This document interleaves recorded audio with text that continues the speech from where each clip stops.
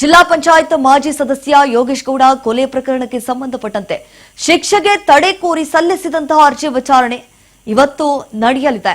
ಹೈಕೋರ್ಟ್ಗೆ ಅರ್ಜಿಯನ್ನು ಸಲ್ಲಿಸಿದ್ದಾರೆ ವಿನಯ್ ಕುಲಕರ್ಣಿ. ಇವತ್ತು ಹೈಕೋರ್ಟ್ನಲ್ಲಿ ಮೇಲ್ಮನವಿ ಅರ್ಜಿ ವಿಚಾರಣೆ ನಡೆಯಲಿದೆ.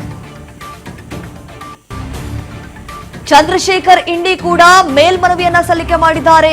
ಜೀವಾವಧಿ ಶಿಕ್ಷೆಯನ್ನ ವಿಧಿಸಿದಂತಹ ಜನಪ್ರತಿನಿಧಿಗಳ ಸ್ಪೆಷಲ್ ಕೋರ್ಟ್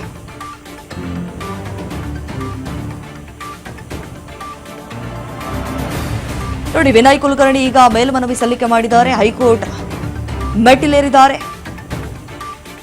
ಯೋಗೇಶ್ ಗೌಡ ಕೊಲೆ ಕೇಸ್ಗೆ ಸಂಬಂಧಪಟ್ಟಂತೆ ಜೀವಾವಧಿ ಶಿಕ್ಷೆ ತೀರ್ಪಿಗೆ ತಡೆಯನ್ನ ಕೋರಿ ಹೈಕೋರ್ಟ್ ಮೆಟ್ಟಿಲೇರಿದ್ದಾರೆ.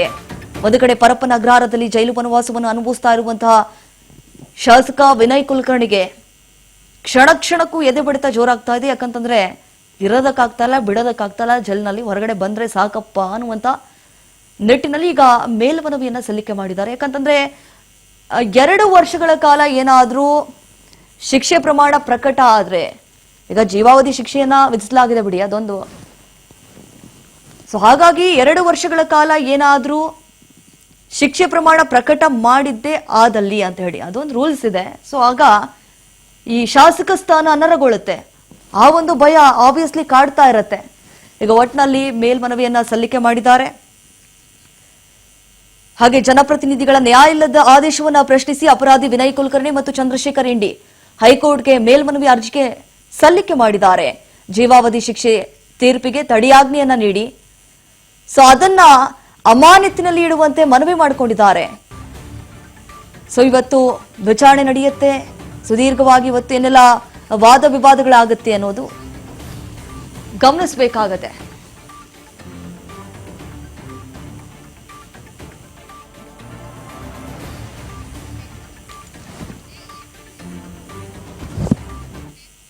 ಎಸ್, ಇದ್ರ ಬಗ್ಗೆ ಮತ್ತಷ್ಟು ಡೀಟೇಲ್ಸ್ ಕೊಡ್ತಾರೆ ನಮ್ಮ ಪ್ರತಿನಿಧಿ ಅಜಯ್. ಈಗ ಫೋನ್ ಸಂಪರ್ಕದಲ್ಲಿ ಜಾಯ್ನ್ ಆಗಿದ್ದಾರೆ. ಎಸ್ ಅಜಯ್, ಈಗ ವಿನಯ್ ಕುಲಕರ್ಣಿ ಅವರಿಗೆ ಕೇಸ್ಗೆ ಸಂಬಂಧಪಟ್ಟಂತೆ ಈಗ ಮೇಲ್ಮನವಿಯನ್ನ ಸಲ್ಲಿಕೆ ಮಾಡೋದಕ್ಕೆ ಮುಂದಾಗಿದ್ದಾರೆ.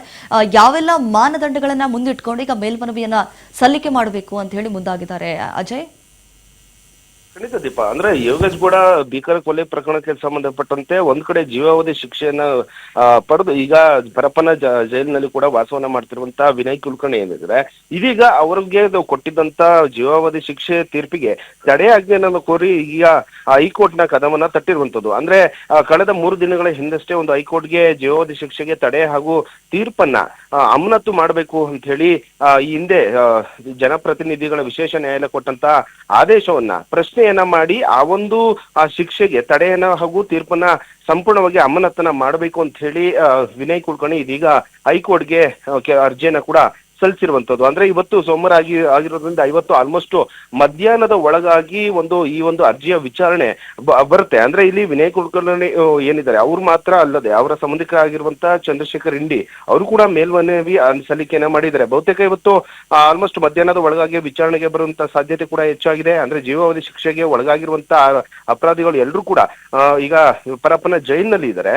ಈಗ ಜೀವಾವಧಿ ಶಿಕ್ಷೆಗೆ ತಡೆಯಾಜ್ಞೆಯನ್ನ ಪಡೆದು ಶಾಸಕ ಸ್ಥಾನವನ್ನ ಉಳಿಸ್ಕೊಳ್ಳೋದಕ್ಕೆ ವಿನಯ್ ಕುಲಕರ್ಣಿ ಸಾಕಷ್ಟು ಕಸರತ್ತನ್ನ ಮಾಡಿದ್ದಾರೆ. ಯಾಕಂದ್ರೆ ಸಿಬಿಐ ಪರ ವಕೀಲರಿಂದ ಕೂಡ ಈಗ ಅರ್ಜಿ ಇವ್ರು ಏನ್ ಸಲ್ಲಿಸಿದ್ರೆ ಅದಕ್ಕೆ ಒಂದು ಆಕ್ಷೇಪಣೆ ಸಲ್ಲಿಸುವಂತ ಸಾಧ್ಯತೆ ಕೂಡ ಹೆಚ್ಚಾಗಿ ಇರುವಂತದ್ದು. ಸದ್ಯ ಇವತ್ತು ಮಧ್ಯಾಹ್ನ ನಂತರವಾಗಿ ಯಾವ ರೀತಿಯಾಗಿ ವಾದ ಪ್ರತಿವಾದಗಳು ನಡೆಯುತ್ತೆ, ಈ ಹಿಂದೆ ಜನಪ್ರತಿನಿಧಿಗಳ ವಿಶೇಷ ನ್ಯಾಯಾಲಯ ಕೊಟ್ಟಂತ ಆದೇಶವನ್ನ ಪ್ರಶ್ನೆಯನ್ನ ಮಾಡಿ ಅದಕ್ಕೆ ತಡೆಯನ್ನ ಹಾಕ್ಬೇಕು ಅಂತೇಳಿ ಸಾಕಷ್ಟು ಕಸರತ್ತನ್ನ ಮಾಡಿದ್ರು. ಯಾಕಂದ್ರೆ ಶಾಸಕ ಸ್ಥಾನವನ್ನ ಉಳಿಸ್ಕೊಳ್ಳೋದಕ್ಕೆ ಕೇವಲ 60 ದಿನದ ಒಳಗಾಗಿ ಒಂದು ಉಳಿಸ್ಕೋಬೇಕಾಗುತ್ತೆ. ಅಂದ್ರೆ ಈ ಒಂದು ಆದೇಶವನ್ನ ತಡೆಯನ್ನ ಹಾಕ್ಬೇಕಾಗುತ್ತೆ ಅಂತ ಹೇಳಿ ಸಾಕಷ್ಟು ಹೋರಾಟವನ್ನ ಮಾಡ್ತಾ ಇದ್ರು. ಯಾಕಂದ್ರೆ ಮುಂದಿನ ದಿನಗಳಲ್ಲಿ ಅಂದ್ರೆ 60 ದಿನದ ಒಳಗಾಗಿ ಇದೇ ಕಂಟಿನ್ಯೂ ಆಯ್ತು ಶಿಕ್ಷೆ ಹಿಂದೆ ಕೊಟ್ಟಂತ ನ್ಯಾಯಾಲಯ ಅಂತ ಅಂದ್ರೆ ಶಾಸಕ ಸ್ಥಾನಕ್ಕೆ ಕುತ್ತು ಬರುತ್ತೆ. ಹೀಗಾಗಿ ಇದೇ ಒಂದು ಮುಂದಿಟ್ಕೊಂಡು ಇದೀಗ ಅವರ ವಕೀಲರ ಮೂಲಕವಾಗಿ ಈ ಒಂದು ತಡೆ ಹಾಗೂ ಅರ್ಜಿಯ ಅಮಾನತನ ಅಂದ್ರೆ ಆದೇಶವನ್ನ ಅಮಾನತು ಮಾಡಬೇಕು ಅಂತ ಹೇಳಿ ಮೇಲ್ಮನವಿಯನ್ನ ಇದೀಗ ಹೈಕೋರ್ಟ್ಗೆ Vinay Kulkarni ಸಲ್ಲಿಸಿರುವಂತದ್ದು.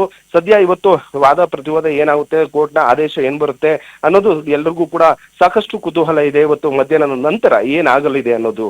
Deepa. Yes Ajay, thank you ತಮ್ಮ ಮಾಹಿತಿಗಾಗಿ.